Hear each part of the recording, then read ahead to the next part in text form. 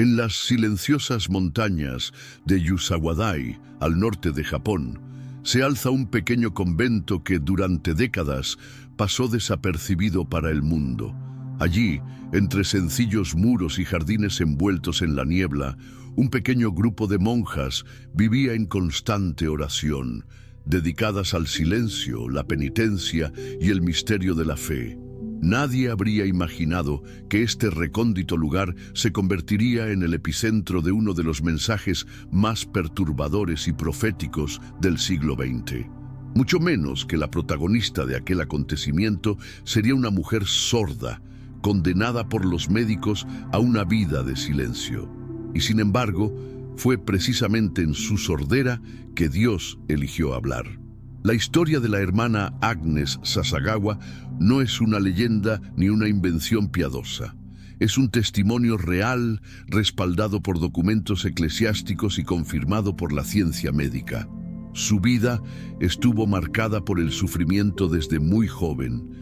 Sufría una enfermedad crónica que la mantuvo postrada en cama durante más de una década, pero fue en medio de esa oscuridad que Agnes comenzó a sentir una profunda sed de Dios, una misteriosa atracción por lo sobrenatural. En 1973, ya en la vida religiosa, sufrió una pérdida auditiva total. Ningún tratamiento tuvo éxito. Los médicos confirmaron el diagnóstico irreversible, sordera bilateral completa. Y allí comenzó el silencio, un silencio que no era vacío, sino preparación para algo eterno. Refugiada en el convento de las Siervas de la Eucaristía, Inés pasaba largas horas ante el Santísimo Sacramento. Incapaz de oír las campanas ni los cantos, se dedicó a una vida de contemplación y reparación. Fue entonces cuando ocurrió lo inexplicable. Una luz intensa comenzó a rodear el sagrario durante sus momentos de adoración. Y pronto, una voz interior, clara y penetrante, empezó a hablarle al corazón. ¿Cómo era posible que una mujer completamente sorda pudiera oír una voz con precisión?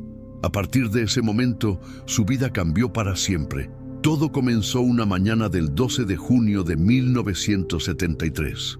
Agnes sintió un dolor agudo en la palma de la mano izquierda, como si algo invisible la atravesara. Al mirar, descubrió una herida abierta, de la que manaba sangre a un ritmo idéntico al del corazón de Cristo en la cruz. Las hermanas se alarmaron, pero Agnes no tuvo miedo. En su corazón sabía que no era una enfermedad ni una locura, era una vocación. Días después, la herida también apareció en su mano derecha. Fue el preludio.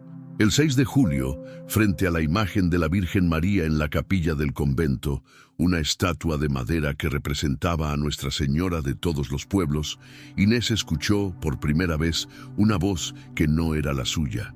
«Hija mía, novicia mía, me has obedecido bien al abandonarlo todo para seguirme. ¿De verdad sientes el dolor de la herida en tu mano? Reza en reparación por los pecados de los hombres». La voz provenía directamente de la imagen. Era suave, pero firme, maternal, pero penetrante. Ese día el cielo tocó la tierra en Akita. La atmósfera en el convento cambió. Las hermanas sintieron la presencia divina. Algunas experimentaron una profunda paz, otras temblaron al entrar en la capilla. La imagen de la Virgen, que hasta entonces había sido solo una representación piadosa, se convirtió en un canal vivo del mensaje de Dios. Empezó a llorar. Lágrimas humanas reales, examinadas por científicos japoneses. Las pruebas revelaron algo irrefutable. Eran lágrimas reales, con una composición biológica idéntica a la de un ser humano vivo. La historia de Agnes, sin embargo, no era meramente mística, era humana. La Iglesia investigó el caso. El obispo local, Monseñor John Shojiro Ito, observó los sucesos durante años antes de declararlos auténticos. Era un hombre prudente, respetado por su fidelidad a Roma. Pero no podía ignorar lo que vio: la herida de Agnes, sus experiencias místicas, las lágrimas de la imagen y los mensajes cada vez más graves que transmitía la Virgen. El 22 de abril de 1984, La diócesis reconoció oficialmente el origen sobrenatural de los sucesos de Akita. ¿Por qué en Japón? ¿Por qué a una monja sorda y olvidada? Esa es la pregunta que muchos se hacen, y la respuesta parece estar en el corazón de Dios, que elige a los pequeños para confundir a los sabios. En un país donde el catolicismo era minoritario, donde la persecución religiosa había silenciado la fe durante siglos, María eligió hablar. No a los teólogos, no a los poderosos, sino a un alma silenciosa y oculta que vivía para amar. Sor Inés nunca buscó la fama, no fundó ningún movimiento, no escribió ningún libro, simplemente obedeció.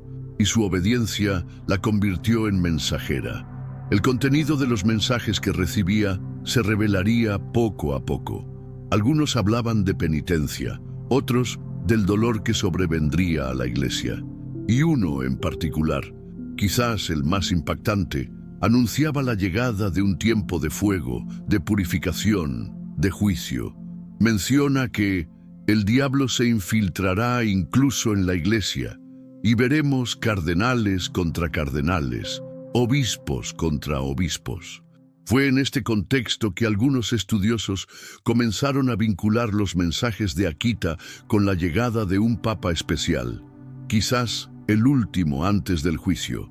La figura de este papa, profetizada indirectamente, no aparece por su nombre, pero las señales apuntan hacia él, un líder que enfrentará división interna, una profunda purificación y una batalla espiritual sin precedentes. Inés no lo nombró, pero insinuó que vendría un tiempo de purificación, prueba y renovación.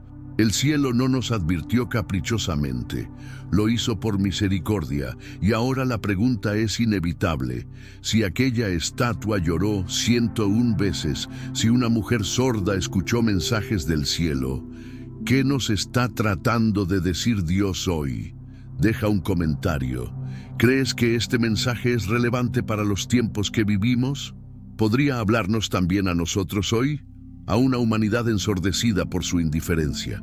En tiempos en que se ignora lo sagrado y el alma del mundo, se angustia en el relativismo, una imagen de la Santísima Virgen María se convirtió en testigo viviente del dolor del cielo. No una, ni dos, sino 101 veces. 101 lágrimas corrieron por el rostro de una estatua que no tenía motivos para llorar, y sin embargo lloró. Lloró como madre, como intercesora, como profeta del dolor venidero. Ocurrió en Siracusa, Italia, en 1953. Una sencilla imagen de yeso de la Virgen María, colocada en la casa de una joven pareja, comenzó a llorar. Primero, una gota, luego otra. Pronto, el llanto se volvió incontrolable. Hubo días de lágrimas visibles, humanas, reales. La ciencia, llamada a desmentir el fenómeno, no pudo negarlo. Un análisis médico detallado, realizado por 4 expertos, confirmó: las lágrimas eran humanas, con las mismas proteínas y composición bioquímica que las lágrimas humanas. ¿Cómo se explica esto? ¿Qué ley natural puede justificar que una imagen inerte llore como si tuviera alma? Lo que muchos han intentado ignorar es que María no llora en vano. Sus lágrimas no son un espectáculo ni un recurso emocional. Son señales, advertencias, revelaciones celestiales.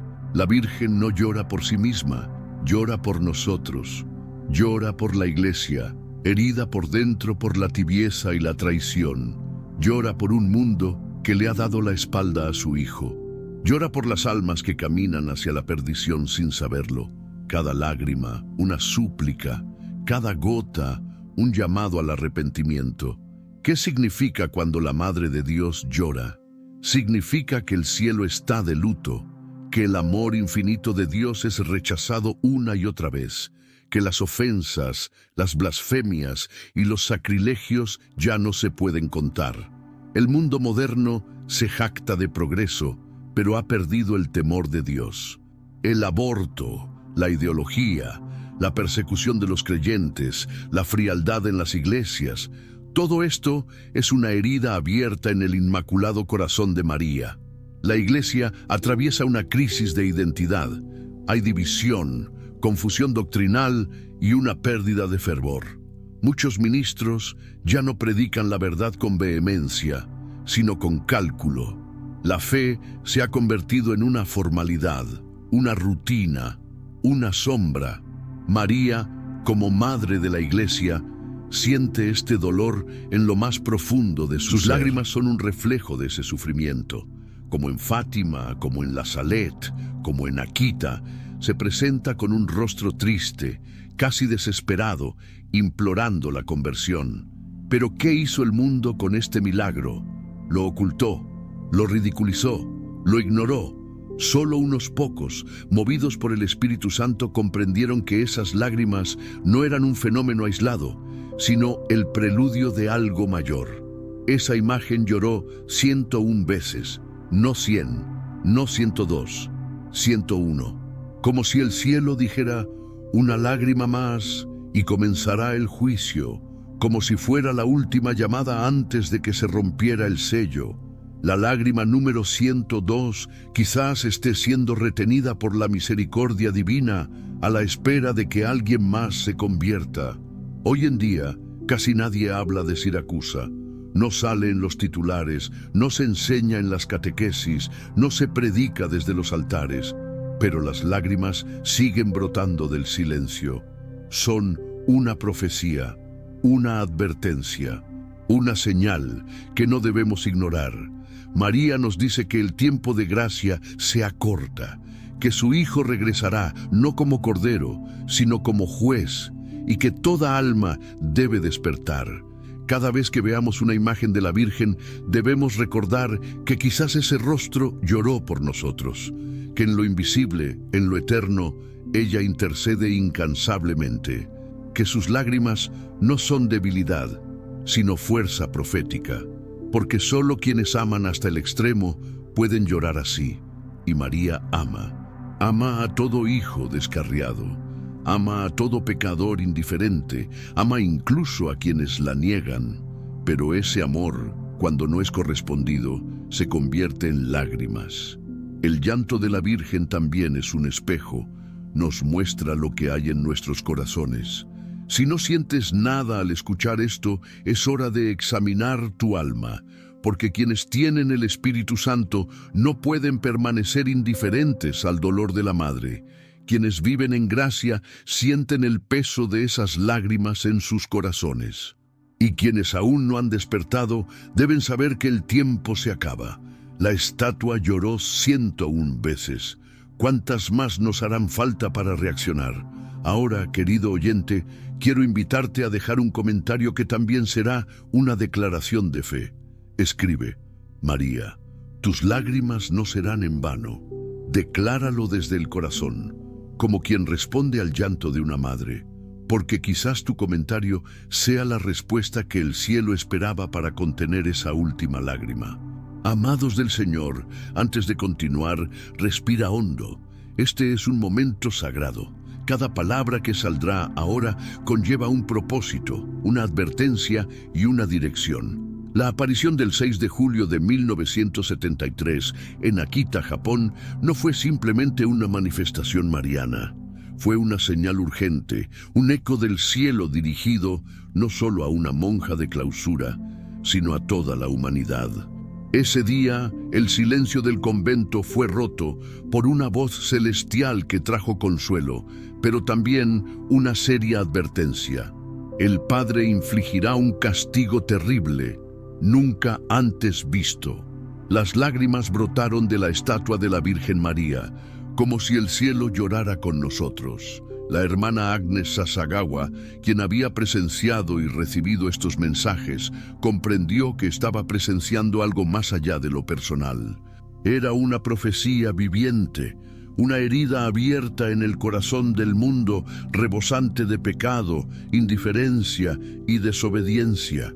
El mensaje hablaba de oración, de aceptación del sufrimiento y de la necesidad de reparación. No con un tono de condena, sino con la fuerza de una madre que clama por sus hijos antes de que se pierdan. Muchas almas están en peligro, dijo la voz celestial. Era un clamor desesperado para despertar a una generación dormida en el consuelo espiritual. El sufrimiento, en este contexto, no es un castigo arbitrario, es un fuego purificador, un llamado a derramar cada lágrima con un propósito.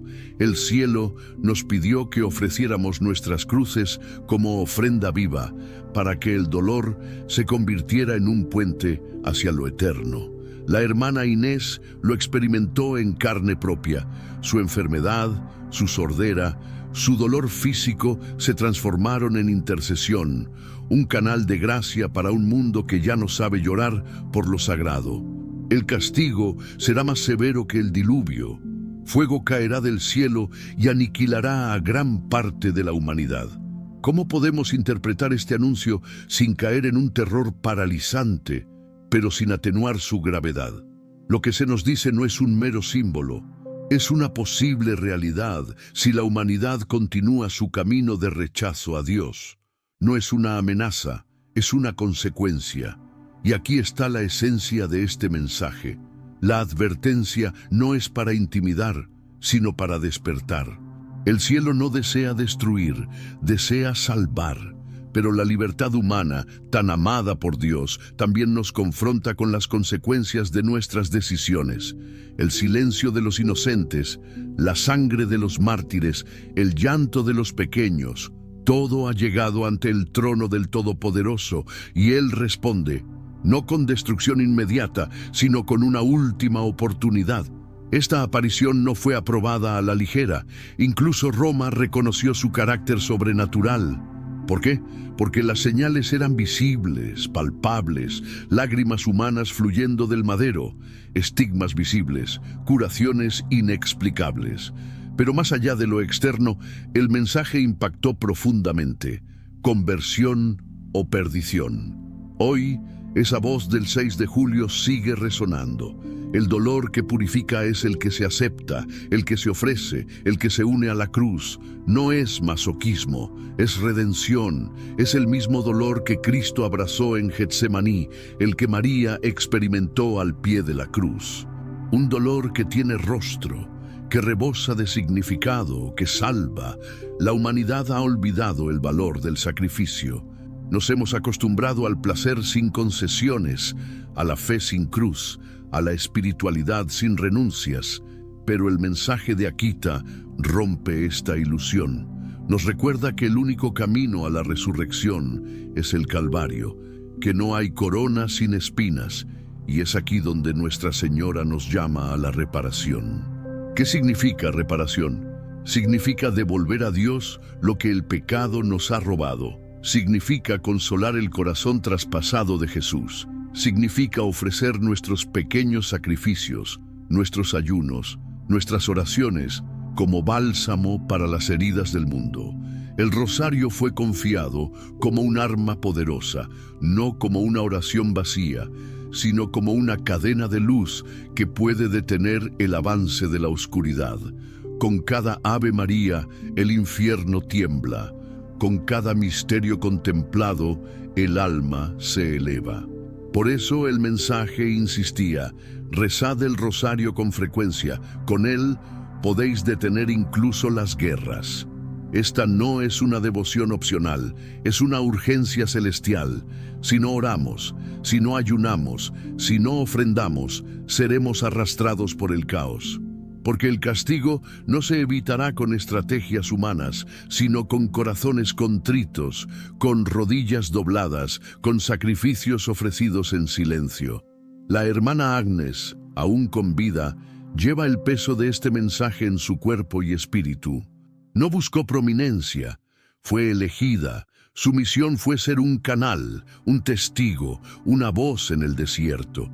Y su historia nos recuerda que Dios sigue hablando a través de los pequeños, los ocultos, aquellos que se dejan moldear en el horno del dolor ofrecido. El dolor purificador no es solo personal, es eclesial, es universal. La humanidad se encuentra en una encrucijada y el cielo ha dado una señal clara.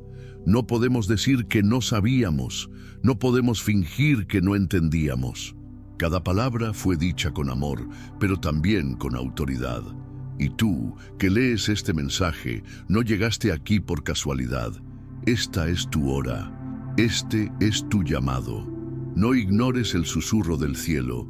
No pospongas la conversión, porque lo que viene será duro para los tibios, pero glorioso para quienes se refugian bajo el manto de María. Ahora dime en los comentarios, ¿qué estás dispuesto a ofrecer en reparación por los pecados del mundo? ¿Tu oración? ¿Tu ayuno? ¿Tu dolor? Porque toda ofrenda cuenta en el cielo. Declara tu decisión hoy. Amados del Señor, escuchen con oídos espirituales. Lo que se revelará hoy no es una simple reflexión, sino un clamor del cielo que traspasa los muros visibles de la iglesia y llega a los corazones que aún tiemblan ante la verdad. El 3 de agosto, Nuestra Señora pronunció unas palabras que nos estremecen.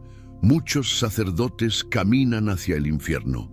¿Cómo podemos entender esta afirmación si no es a la luz de una guerra no contra la carne y la sangre, sino contra poderes invisibles que han invadido incluso los altares sagrados?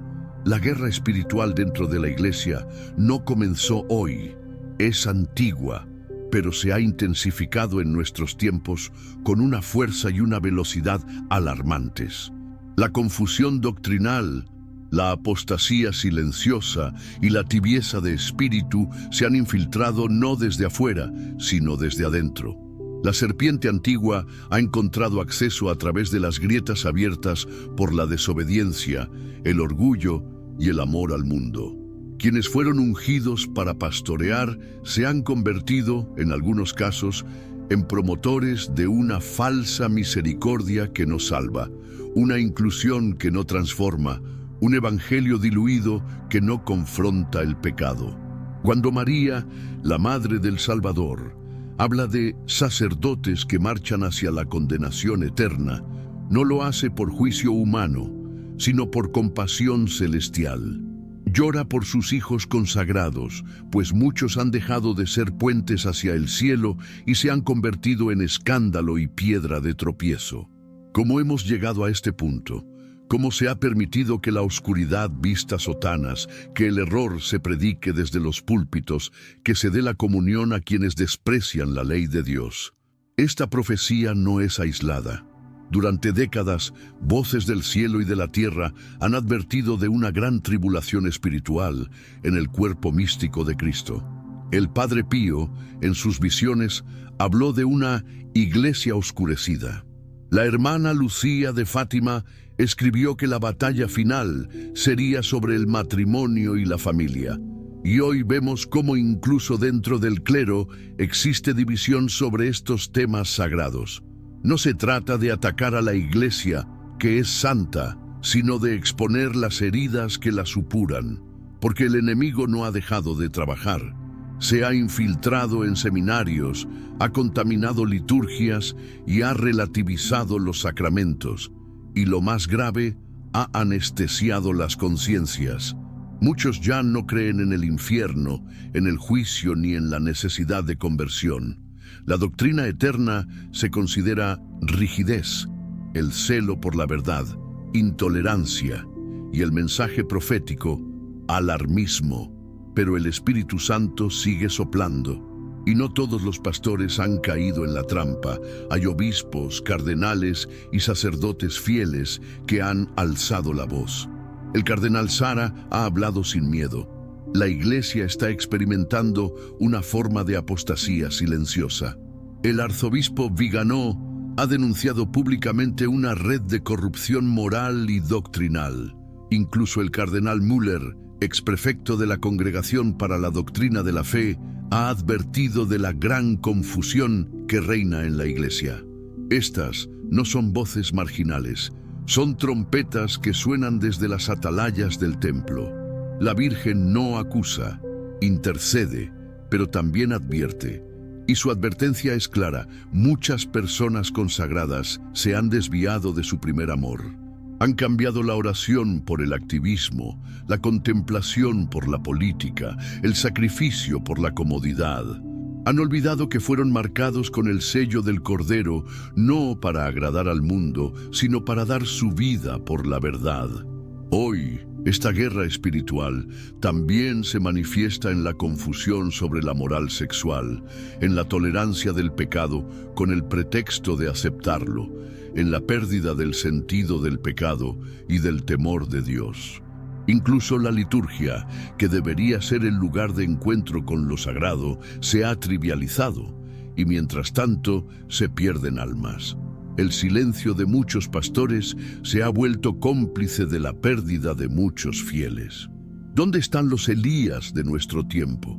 ¿Dónde están los profetas que denuncian, con lágrimas y fuego, el engaño que se ha infiltrado? ¿Dónde están los que aún creen que el Evangelio es el poder de Dios para la salvación y no una narrativa para complacer las sensibilidades modernas? El mensaje del 3 de agosto es una alarma. No para sembrar el miedo, sino para provocar un despertar, porque aún hay tiempo, aún hay esperanza.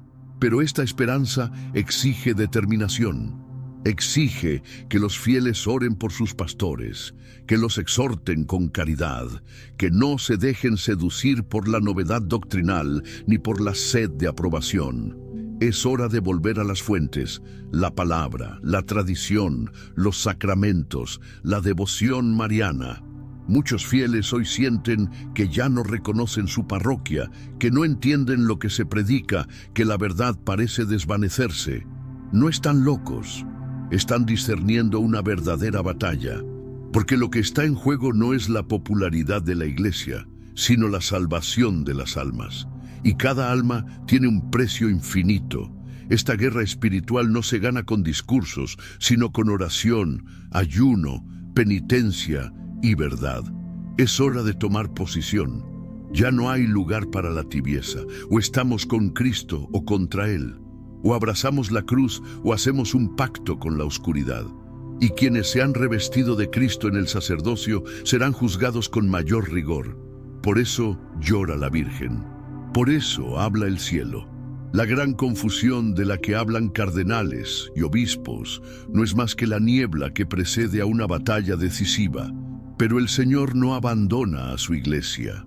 Una purificación ya ha comenzado, y quienes se mantengan firmes, quienes no cedan al engaño, verán la gloria de Dios manifestarse como nunca antes. ¿Y tú? ¿Has percibido esta batalla en tu comunidad, en tu diócesis, en tu corazón? Amados del Señor, escucha con corazón abierto esta palabra, que no es solo un recuerdo, sino una profecía viviente. El 13 de octubre de 1973, en el aniversario del Milagro del Sol en Fátima, la Virgen María volvió a hablar. Esta vez no fue solo un llamado al arrepentimiento, sino una advertencia definitiva. Su mensaje, recibido por la hermana Agnes Sasagawa en Akita, Japón, conmovió al mundo espiritual. El castigo venidero será más severo que el diluvio, caerá fuego del cielo y los sobrevivientes envidiarán a los muertos. ¿Qué clase de mensaje es este que conmueve el alma? Es un eco del Apocalipsis, una voz que abarca siglos desde las promesas de Fátima hasta las visiones de Juan en Patmos. La Virgen María no habló como una madre consoladora, sino como una profetisa del juicio. Su advertencia no es un símbolo ni una metáfora, es literal. Fuego del cielo, una purificación sin igual. El diluvio fue agua que limpió la tierra. Lo que viene es fuego que purifica hasta los huesos, hasta el alma. Esta revelación se vincula directamente con las Escrituras. En 2 Pedro 3:7 leemos: los cielos y la tierra actuales están reservados para el fuego, guardados para el día del juicio y la destrucción de los impíos. Pedro no era poético, era profético. Así como en tiempos de Noé, el agua cubrió toda la tierra, Pedro profetizó que al final sería fuego. Y este fuego, amados, no será meramente físico. Será una purificación espiritual que separará violentamente el trigo de la paja. Apocalipsis 8 habla de trompetas y catástrofes celestiales. El versículo 7 dice: el primer ángel tocó la trompeta, y hubo granizo y fuego mezclados con sangre, que fueron arrojados sobre la tierra. La tercera parte de los árboles se quemó, y se consumió toda la hierba verde. ¿Puede el corazón humano imaginar este escenario? No es ciencia ficción. Es una verdad sellada en el cielo, esperando su momento. La advertencia del 13 de octubre no fue solo para Japón, fue para todo el planeta. La fecha no es casualidad. El milagro del sol en Fátima en 1917 fue una señal de lo que vendría si el mundo no se convertía. Pero en 1973, Nuestra Señora lo dejó claro. El tiempo de las advertencias está llegando a su fin. Luego viene el cumplimiento, un cumplimiento que arderá. Y sin embargo, en medio de este panorama apocalíptico, no todo es desesperación. Porque donde hay juicio, también hay promesa. Donde hay fuego, también hay oro refinado. La purificación por fuego es dolorosa, pero produce santidad. Quienes permanecen fieles serán transformados, no destruidos. En Isaías 48:10, el Señor dice: «Mira, te he refinado, pero no como plata. Te he probado en el horno de la aflicción». Dios no desea exterminar a la humanidad, sino despertarla. La humanidad ha ignorado siglos de advertencias, desde Fátima hasta la Salet, desde Akita hasta Medjugorje. La voz de la madre ha clamado incesantemente: «Rezad, haced penitencia, volveos a Dios». Pero el mundo ha elegido el ruido de la vanidad, la burla de lo sagrado, la idolatría del ego. Por lo tanto, el cielo ya no pide, ahora decreta. El castigo será justo y rápido. Sin embargo, este no es un mensaje de derrota, es un toque de trompeta. Aún hay tiempo, no mucho, pero suficiente para encender la fe. Viene fuego del cielo, pero el fuego del Espíritu también desciende sobre quienes claman. Mientras algunos serán consumidos, otros serán ungidos. Mientras algunos serán reducidos a cenizas, otros serán llevados como llamas vivas al altar de Dios. ¿Quién podrá resistir ese día? Solo aquellos cuyos corazones ya están purificados por la llama del amor divino. Solo aquellos que han hecho de su vida una ofrenda. Aquellos que entienden que cada día es una batalla espiritual, que no hay tiempo para la tibieza, que los templos vacíos, los rosarios olvidados y las oraciones frías no resistirán el fuego venidero. La advertencia del 13 de octubre es más relevante que nunca. Las señales están en el cielo, en la tierra, en los cuerpos de las personas y en las naciones. Guerras, plagas, hambruna, apostasía, confusión. Todo está escrito, todo fue anunciado y ahora todo está sucediendo. No es casualidad, es su cumplimiento. Los hijos de la luz no temen al fuego porque han sido sellados con el fuego del Espíritu Santo. Como en Pentecostés, lenguas de fuego descendieron sobre los apóstoles. Así también hoy, el mismo fuego prepara a quienes presenciarán el día final. No con temor humano, sino con reverencia y autoridad espiritual. El 13 de octubre no es solo un día para recordar, es un día para decidir entre el mundo y el reino, entre el ego y el espíritu, entre la comodidad y la cruz. Quienes entienden el mensaje de Akita no corren a esconderse, corren a arrodillarse. No buscan explicaciones, buscan la santidad. No preguntan ¿cuándo?, sino ¿cómo puedo estar preparado? Nuestra Señora dijo que los sobrevivientes envidiarían a los muertos. Es una frase terrible, pero profundamente reveladora. Habla no solo de destrucción física, sino también de tormento espiritual. Cuando todo lo que daba sentido al mundo desaparezca, solo quienes hayan encontrado su sentido en Dios permanecerán firmes. ¿Y tú, dónde te encuentras hoy? ¿Ya has encendido la llama de tu alma o aún esperas otra señal? No habrá señales más claras que estas. El fuego se acerca, pero no para destruirte, sino para despertarte. Ahora dime en los comentarios, ¿crees que el fuego del cielo es inminente? ¿Estás preparado para ese día? Escribe, me preparo en el fuego del Espíritu y profetiza sobre tu vida. Amados del Señor, antes de continuar, respira hondo. Lo que estás a punto de escuchar no es solo historia, es una advertencia profética que une el cielo con la tierra, el pasado con el futuro y las lágrimas de la Virgen con el juicio venidero. En 1973, en Akita, Japón, la Virgen María se apareció a una monja sorda, la hermana Agnes Sasagawa. Este acontecimiento, validado por la Iglesia y confirmado por señales sobrenaturales como lágrimas humanas que emanaban de una estatua de madera, no fue un hecho aislado. No fue un mensaje más entre muchos, fue, y sigue siendo, una continuación directa de Fátima. El obispo John Shojiro Ito, tras años de rigurosa investigación, declaró sobrenaturales las apariciones de Akita en 1984. No lo hizo por emoción ni presión popular, lo hizo por su profundidad teológica, su coherencia con la doctrina católica y sobre todo por el eco inconfundible de Fátima que resonaba en cada palabra de Nuestra Señora. Afirmó claramente que el mensaje de Akita no podía entenderse sin Fátima y que ambos formaban parte del mismo hilo profético. No fue el único. El cardenal Joseph Ratzinger, entonces prefecto de la Congregación para la Doctrina de la Fe y futuro Papa Benedicto XVI, declaró: Akita es el cumplimiento de Fátima.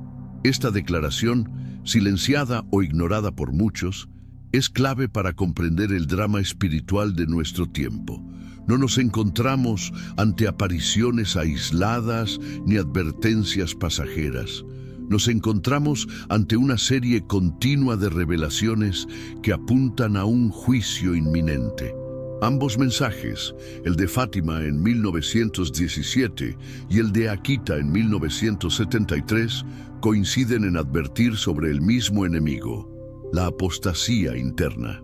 No se trata de persecución externa por parte de gobiernos impíos, ni de ataques de ideologías ateas, sino de una decadencia que nace en el corazón de la Iglesia. En Fátima, Nuestra Señora habló del error que Rusia propagaría por el mundo si no se consagraba al Inmaculado Corazón. En Akita habla directamente de cardenales contra cardenales, obispos contra obispos, y de una oscuridad espiritual que penetrará hasta las profundidades del Sagrado Templo. El 13 de octubre de 1973, exactamente 56 años después del milagro del sol en Fátima, Nuestra Señora en Akita advirtió que si la humanidad no se arrepentía, Dios enviaría un castigo peor que el diluvio, una profecía que hiela la sangre. Se describe fuego cayendo del cielo, dejando a los sobrevivientes tan desesperados que envidiarán a los muertos. Y lo más inquietante, esta no es una amenaza lejana. Nuestra Señora fue clara: esto es inminente. Ambas apariciones también están vinculadas por la figura del rosario. En Fátima, María insistió: recen el rosario todos los días por la paz mundial. En Akita repitió: recen el rosario a menudo. Solo yo puedo salvarlos de las calamidades que se avecinan. Esta continuidad no puede ignorarse. Es un grito maternal ante el endurecimiento de los corazones que han dejado de escuchar a Dios. Las lágrimas de la estatua de la Virgen María en Akita no eran símbolos vacíos. Ocurrieron 101 veces. Se analizaron científicamente y se demostró que contenían lágrimas, sangre y sudor humanos. ¿Qué madre llora sin razón? ¿Qué reina del cielo repetiría con dolor los mensajes de Fátima si no intentara evitar una tragedia cósmica? La Virgen María no llora de miedo, llora por indiferencia. En Akita también se revela la clave de esta batalla espiritual, el sufrimiento redentor. A la hermana Agnes se le dijo que su enfermedad era parte de la reparación por los pecados del mundo. Este mismo llamado a ofrecer sufrimiento se encuentra en el tercer secreto de Fátima, que describe el martirio del Papa, obispos, sacerdotes y laicos que ofrecieron sus vidas por la salvación de las almas. Esta conexión no es simbólica, es exacta, es profética. El cielo no repite mensajes sin razón. Si Fátima abrió el siglo XX con una advertencia, Akita lo cerró con una confirmación. Ambas apariciones son como dos llamas del mismo fuego divino que arde para salvar a la humanidad. Pero ese fuego también juzgará, porque Dios es amor, pero también justicia, y el tiempo de la misericordia tiene un límite. Las similitudes entre Fátima y Akita son tan profundas que solo un corazón endurecido podría ignorarlas. Ambas anuncian castigos si no hay conversión. Ambas llaman a la oración, la penitencia y el rezo del rosario. Ambas se centran en la urgente necesidad de consagrarse al Inmaculado Corazón de María. Y ambas fueron confirmadas por señales que trascienden la lógica humana. Hoy, cuando la Iglesia parece tambalearse entre escándalos y confusión doctrinal, las palabras de Nuestra Señora de Akita resuenan con mayor fuerza. La obra del diablo se infiltrará incluso dentro de la Iglesia, de modo que veremos cardenales oponiéndose a cardenales, obispos contra obispos. Esta no es una visión lejana, es nuestra realidad actual, pero aún hay esperanza. Si la humanidad escucha, si se arrepiente, si regresa al rosario y a la Eucaristía, aún es posible evitar lo peor. La Virgen María no profetiza para asustar, sino para advertir. No habla de castigo para condenar, sino para convertir. Akita no es una simple aparición, es la continuación de Fátima, es el cumplimiento del tercer secreto que muchos aún se niegan a aceptar. Es la advertencia final antes de la gran encrucijada profética que marcará la historia de la humanidad. Y si optamos por ignorarla, seremos responsables del dolor venidero. Ahora quiero saber tu opinión. ¿Crees que la profecía de Akita ya está comenzando a cumplirse en nuestros días? Escríbela en los comentarios.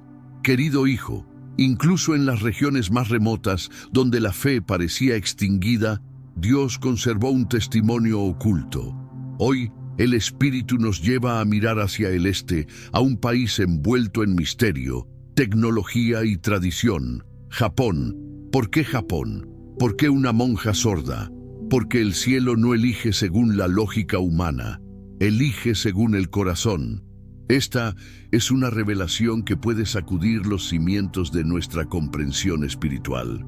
Durante más de 2 siglos, el nombre de Jesucristo se pronunció en secreto en tierras japonesas. Desde el siglo XVII, los cristianos japoneses, conocidos como Kakure Kirishitan, se vieron obligados a ocultar su fe. En un país donde el cristianismo era perseguido con extrema severidad, donde sacerdotes eran ejecutados y los conversos obligados a pisotear imágenes de Cristo para demostrar su lealtad al emperador, la luz de la fe no se extinguió, simplemente permaneció oculta, como una llama refugiada en las cavernas del alma. Estos cristianos ocultos oraban en la sombra, susurraban himnos en un idioma ya mezclado con el dialecto japonés y celebraban rituales cristianos disfrazados de tradiciones locales. Durante más de 250 años, sin sacerdotes, sin sacramentos, sin Biblias, pero con una fe inquebrantable, transmitieron el nombre de Jesús de generación en generación. Esta fidelidad silenciosa es uno de los mayores testimonios de amor a Cristo en toda la historia del mundo. Imaginen por un momento el silencio de aquellas casas, los muros que ocultaban las oraciones, las abuelas que les contaban a sus nietos sobre un Dios que vino como hombre, que murió en una cruz y que regresará. Cada palabra, cada gesto, cada acto de fe podía significar la muerte, pero no dejaron de creer, no dejaron de orar, no dejaron de tener esperanza. ¿No es esto un presagio profético del fin de los tiempos, cuando la verdadera fe volverá a ser perseguida y quienes se resistan serán quienes mantengan viva la llama? Pero la historia no termina ahí. En 1865, tras la reapertura del país a los misioneros, ocurrió un milagro silencioso. En la ciudad de Nagasaki, la comunidad de cristianos ocultos se acercó tímidamente a la iglesia recién construida por misioneros franceses. Una mujer se adelantó, miró a uno de los sacerdotes y dijo: «¿Dónde está la imagen de la Santísima Virgen? Nosotros también compartimos tu corazón». Fue como si un pueblo resucitara tras siglos de clandestinidad.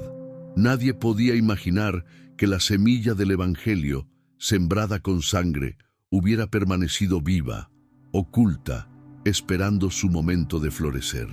Esta historia nos confronta con una verdad. Donde hay fe, hay presencia divina, y donde hay presencia divina, hay propósito. Japón, tierra de templos, samuráis y tecnología, es también tierra de mártires. Una tierra donde el silencio clamó más fuerte que la violencia. Una tierra donde las lágrimas de los santos fueron recogidas por ángeles. Japón fue elegido no por su fuerza, sino por su capacidad de preservar la fe en lo oculto. ¿Y no es eso lo que Dios busca hoy? Fieles en lo oculto. Guerreros de oración que no necesitan aplausos, pero que sostienen el cielo con sus rodillas. En este contexto, también surge el misterio de una monja japonesa sorda a quien la Virgen María eligió como canal de revelación, Agnes Katsuko Sasagawa. ¿Por qué ella? Porque Dios no se guía por las apariencias, sino por la disposición del corazón. En 1973, en Akita, esta mujer recibió mensajes, lágrimas milagrosas de una estatua de la Virgen y advertencias sobre el futuro de la humanidad. La Virgen le habló de los castigos venideros, del dolor de la Iglesia y de una purificación global. Le mostró que Japón, ese remoto rincón del mundo, tenía un papel clave en el escenario profético del fin de los tiempos. Lo que había comenzado con el Kakure Kirishitan continuó con una advertencia global nacida en esa misma tierra, como si Japón fuera una vez más un púlpito oculto, una voz profética que, desde el silencio, clama por el arrepentimiento del mundo. ¿Y qué nos dice todo esto hoy? Que los lugares inesperados son los predilectos de Dios, que las almas que sufren en secreto son las que tienen acceso a las revelaciones más profundas, que la fidelidad en la persecución no pasa desapercibida, que Japón, tierra de volcanes y terremotos, es también tierra de profecía. No ignores las señales. Si Dios eligió a Japón, si eligió a una monja sin voz ni oído humano, es porque habla con fuerza en el mundo espiritual. Llama a oídos atentos, corazones vigilantes e intercesores anónimos. ¿Estás escuchando? ¿Estás discerniendo? Los Kakure Kirishitan no buscaban la fama, buscaban a Dios. Su legado es una bofetada a nuestra cómoda fe. Nos gritan desde el pasado: vale la pena creer aunque cueste la vida. Y la Virgen, a través de Akita, nos susurra desde el cielo: aún hay tiempo, pero no durará para siempre. Estamos preparados para lo que viene. Tenemos el mismo corazón que aquellos en Japón que mantuvieron viva la llama durante siglos. Ahora díganme en los comentarios, ¿están dispuestos a ser guardianes silenciosos de la fe en estos tiempos oscuros? Amados del Señor, hoy profundizamos en una de las revelaciones más sensibles y silenciosamente perturbadoras de nuestro tiempo. Una advertencia que no llegó con truenos ni relámpagos, sino con lágrimas. Un mensaje oculto, sellado en los ojos de una estatua llorosa de la Virgen María en Akita, Japón. ¿Podría esta manifestación profética estar hablando, sin decirlo abiertamente, del colapso del liderazgo visible de la Iglesia? ¿Implica que ya hemos entrado en la era del último Papa? Las lágrimas de la Virgen María en Akita no fueron una simple manifestación de sentimiento, fueron lágrimas de advertencia. Según el testimonio de la hermana Agnes Asagawa, en 1973, la Virgen María pronunció palabras impactantes. La obra del diablo se infiltrará incluso en la iglesia, cardenales se opondrán a cardenales, obispos se opondrán a obispos, iglesias y altares serán saqueados. Estas palabras, cargadas de gravedad, no mencionan nombres, pero sí describen un escenario de ruptura, de fractura interna, de una casa dividida. Y si la casa está dividida, ¿cómo podrá mantenerse en pie? Mientras la iglesia parece transitar entre sombras y escándalos, muchos corazones han comenzado a preguntarse si vivimos en la época de confusión espiritual anunciada por la Virgen. Esta profecía está vinculada a otra antigua, la de San Malaquías, una lista de 112 lemas proféticos que describen, según la tradición, a cada pontífice desde Celestino II hasta el último, identificado como Pedro el Romano. Según esta secuencia, el actual papa sería el último en la sucesión antes del juicio final. ¿Es el Papa Francisco Pedro el Romano? ¿O fue Benedicto XVI el último papa legítimo, como sugieren algunos sectores del catolicismo? ¿Podría haber una ruptura invisible entre el liderazgo visible y el verdadero, como si se hubiera rasgado un velo en el santuario espiritual del mundo? En medio de esta incertidumbre, no hay lugar para el pánico, sino para el discernimiento. Dios no nos llama al miedo, sino a la preparación. La profecía no viene a quebrantar la fe, sino a despertar a los dormidos. Cuando Nuestra Señora de Akita habló de una iglesia que estará llena de quienes aceptan el compromiso, no denunciaba a individuos específicos, sino que advertía sobre un espíritu que se infiltra cuando la verdad se diluye por conveniencia. En este contexto, la figura del último papa no debe interpretarse como un personaje de ficción apocalíptica, sino como un símbolo del umbral profético que estamos cruzando. San Malaquías, aunque no reconocido oficialmente por la Iglesia como profeta canónico, dejó un legado simbólico que se ha cumplido asombrosamente en cada lema asignado a los papas desde el siglo XII.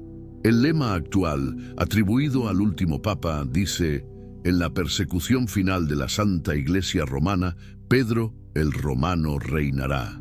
Y termina con las palabras: el juez juzgará a su pueblo. Fin. Estas palabras no pueden ignorarse en un momento en que la Iglesia se enfrenta a divisiones internas sin precedentes, persecuciones externas veladas y una profunda crisis de identidad. El Vaticano, antaño el faro indiscutible de la unidad doctrinal, se ha convertido para muchos en un lugar de perplejidad y desconcierto.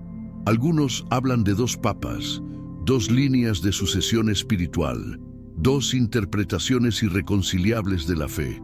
Y sin embargo, en medio de esta tormenta, el Espíritu Santo no se ha retirado.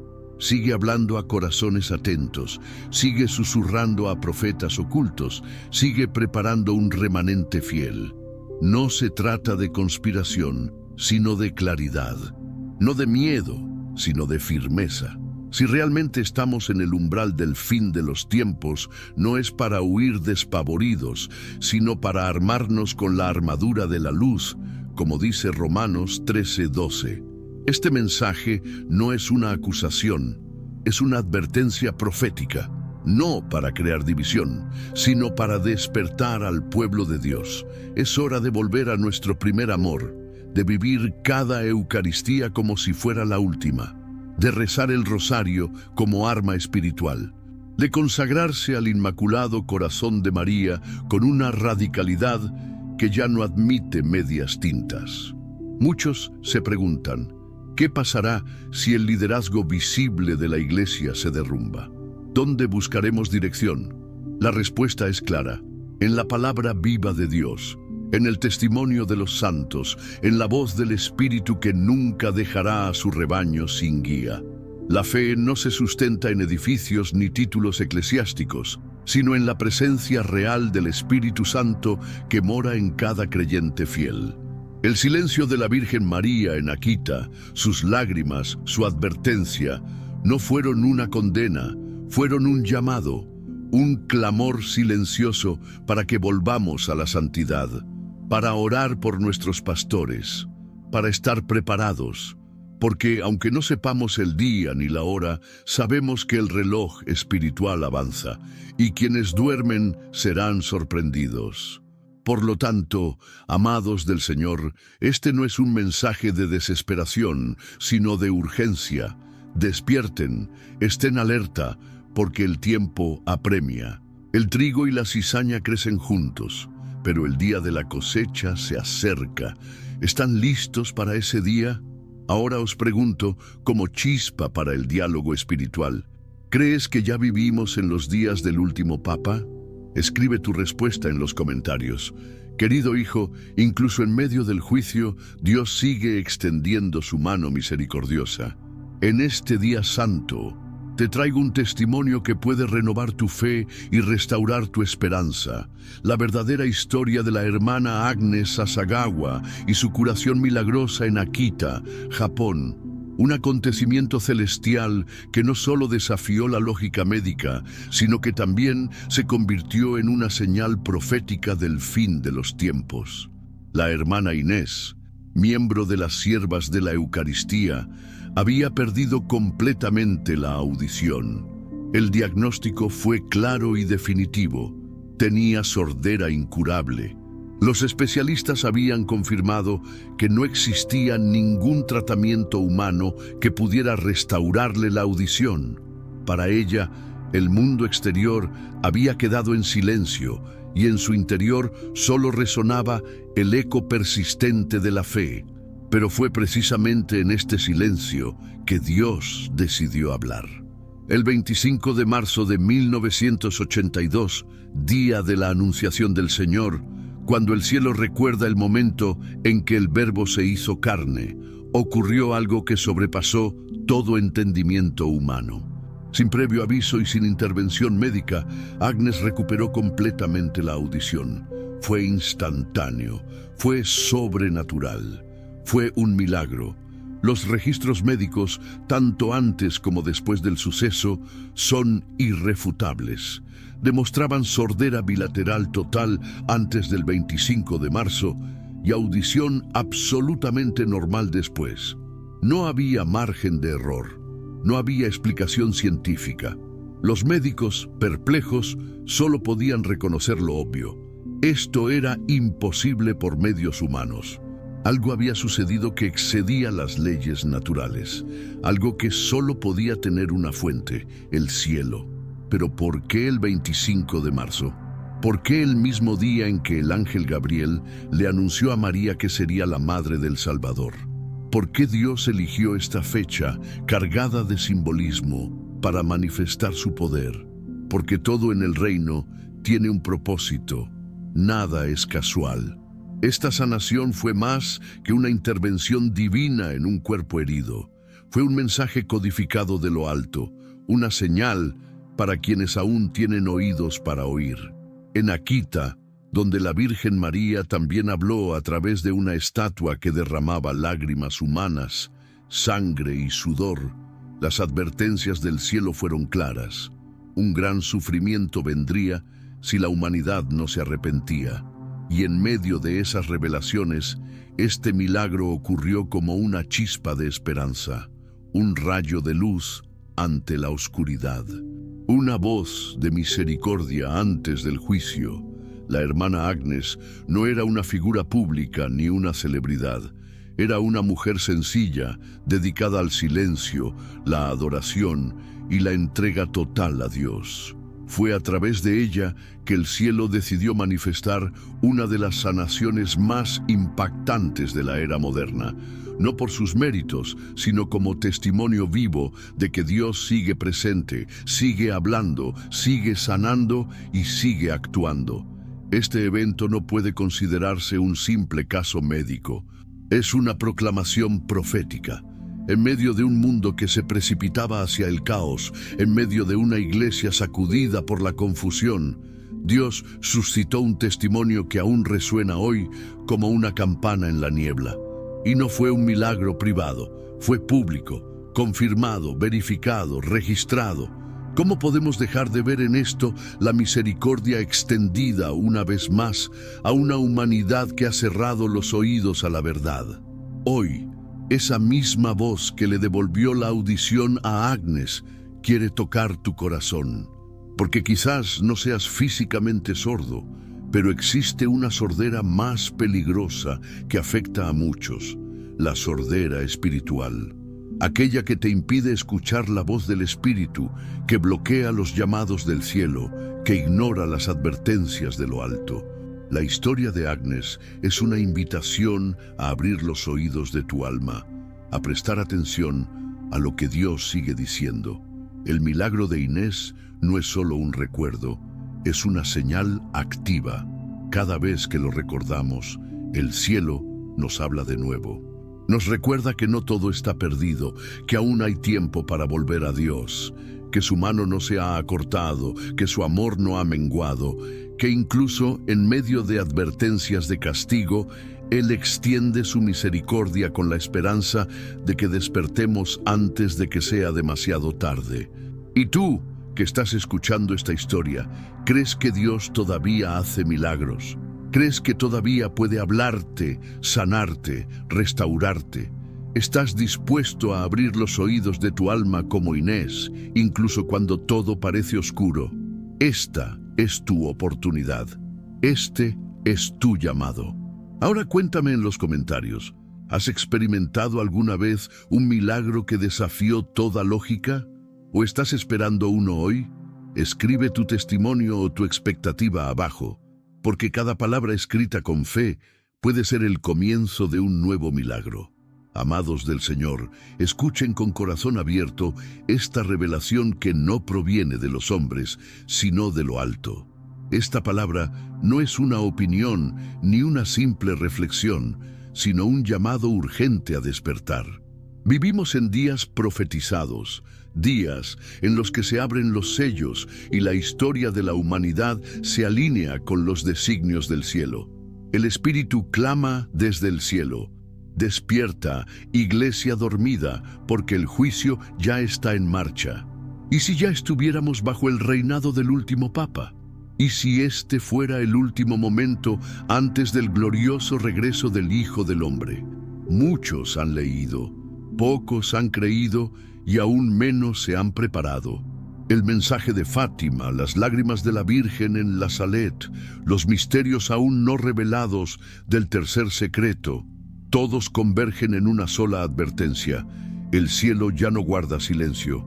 La Virgen no le habló a una monja, le habló a una generación, a toda una humanidad que ha preferido la ciencia sin alma, el progreso sin oración y la libertad sin verdad. Lloró por ti, por mí, por nuestros hijos. Lloró porque vio lo que se avecinaba. Vio ciudades en ruinas, familias divididas, templos profanados, altares en silencio. Vio el humo de Satanás infiltrándose hasta en los lugares más sagrados y gritó: penitencia, penitencia, penitencia. Hoy, más que nunca, estas palabras resuenan con una urgencia feroz. No son metáforas, son anuncios. Cada acontecimiento global, cada guerra inesperada, cada crisis moral es un eco del Apocalipsis. El mundo se precipita hacia su propia destrucción, mientras los cielos multiplican sus extrañas en los cielos, clima alterado, el sol oscurecido, la tierra gime. ¿Aún necesitas más pruebas para creer? En el corazón del Vaticano, muchas cosas ya han cambiado. El humo de la confusión se ha asentado sobre los tronos que antaño fueron bastiones de la verdad. La conversión ya no se predica con lágrimas en los ojos. El pecado ya no se llama por su nombre. Lo profano se adorna. El mal se disfraza de compasión.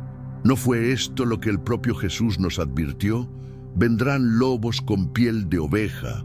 ¿Y si el último papa estuviera entre nosotros? No lo digo a la ligera, lo digo con el peso del cielo sobre mis hombros. La Iglesia, el cuerpo místico de Cristo, se está purificando desde dentro. El trigo y la cizaña crecen juntos, pero el tiempo de la separación está cada vez más cerca. Muchos caerán, muchos ya han caído, pero quienes permanezcan fieles brillarán como estrellas en medio de la más densa oscuridad. Amados, este es el momento de decidir de qué lado estarán.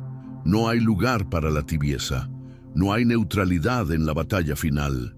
El cielo ha alzado trompetas proféticas, y quien tenga oídos para oír, que oiga. Este mensaje no es para entretener, es para impactar, es para sacudir las almas dormidas y recordarles que el reloj del juicio sigue corriendo inexorablemente. La Virgen María ha sido clara. El castigo puede detenerse, sí, pero solo con la oración, la conversión, el ayuno y el Santo Rosario. Todavía no es demasiado tarde, pero cada día que pasa sin respuesta es un día más cerca del colapso. El cielo necesita intercesores, necesita soldados de rodillas, necesita hijos que regresen al corazón del Padre. La tierra será probada por el fuego, no solo simbólicamente, literalmente. Las profecías lo anuncian, una gran purificación vendrá del cielo. No se trata de miedo, se trata de preparación. Quienes oren, quienes velen, quienes se consagren al Inmaculado Corazón de María serán preservados. No necesariamente de la muerte física, pero sí de la condenación eterna. Y esa es la verdadera victoria. Hoy no escuchas un mensaje más, escuchas un clamor del cielo. Es como si cada palabra fuera una antorcha encendida. ¿Seguirás viviendo como si nada pasara? ¿Seguirás diciendo, cambiaré mañana? Hoy es el día de tu conversión. Hoy es el día de volver a la verdad. Porque cuando caiga el fuego del cielo, no habrá tiempo para preparar tu alma. Quiero que tomes esta palabra como una antorcha, como un fuego que quema todo lo superficial, todo lo inútil, todo lo tibio. Que te abrace por dentro, que te despierte, que te haga correr a los brazos del Padre. Este mensaje no busca generar me gusta, sino provocar lágrimas de arrepentimiento y clamor. ¿Estás dispuesto a responder al llamado? ¿Estás dispuesto a renunciar a lo que te separa de Dios? ¿Estás listo para alzar la voz y proclamar la verdad, aunque el mundo te rechace? Porque quien se avergüence de Cristo, también se avergonzará en el último día. Y ese día está más cerca de lo que imaginas. No se trata de religión, se trata de salvación. No se trata de miedo, se trata de verdad. No se trata de conspiraciones, se trata de revelaciones. Y esta revelación es clarísima. Prepárense porque el fuego se acerca. Llamada final. ¿Qué pasaría si el mensaje fuera para ti? La Virgen María no le habló a una monja, le habló a una generación. Nos llama a la conversión, a rezar el rosario y a estar vigilantes. Si el último papa está entre nosotros, ¿de qué lado estarás cuando se acerque el fuego del cielo?